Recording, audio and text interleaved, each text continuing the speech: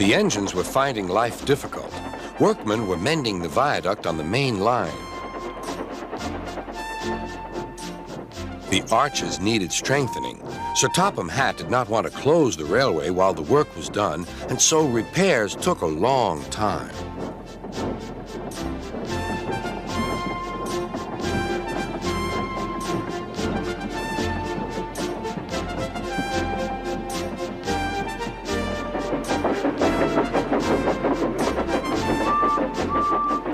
The engines had to take great care when crossing the viaduct, and the delay often made them late on their journey to the junction, where they knew Thomas would be ready to collect his passengers.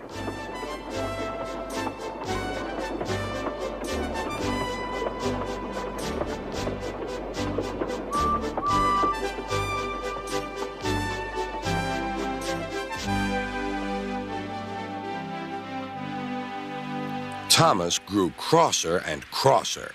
"Time's time," he grumbled.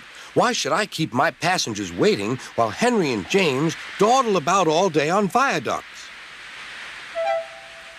"Don't blame me," snorted Henry.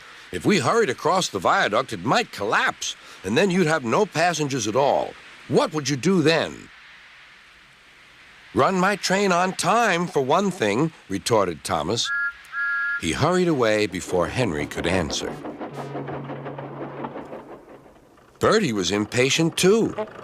He was timed to arrive just after Thomas. His passengers found that instead of going straight from the bus to their train, they were kept waiting till Thomas arrived. Soon Bertie grew cross with Thomas.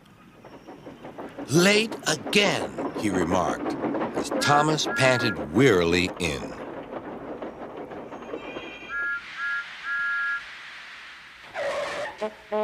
"We may be friends, but I thought you could go fast, Thomas. It's time we had another race. I reckon I could beat you now." Thomas let off steam loudly. "Rubbish!" he hissed fiercely. "It's those main line engines. They dither about on the viaduct, and they blame Sir Topham Hatt's workmen.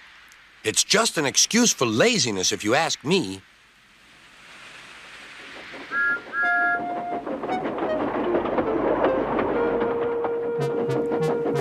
One day, James was later than ever at the junction. "I'm sorry, Thomas," he puffed. "I was held up at the station, and the viaduct made it worse." "It's lucky for you I'm a guaranteed connection," grumbled Thomas. Before James could answer, he puffed importantly away. Come along," he panted to the coaches. Annie and Clarabelle did their best, but Thomas soon found that he couldn't save much time.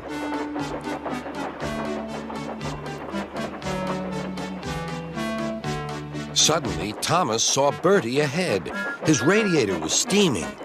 "What's the matter?" asked Thomas. "You should be at the station by now. You're late." "I feel dreadful," moaned Bertie. "All upset inside, and driver says he can't make me better." "Thank goodness you're late, too. Can you take my passengers, please? They'll never get home otherwise." "Of course," agreed Thomas. He now felt sorry for Bertie and promised to get help at the next station. Thomas set off again. Already he felt much more cheerful, and Bertie's passengers, traveling in Annie and Clarabelle, all reached home safely. When Bertie was better, he came to thank Thomas.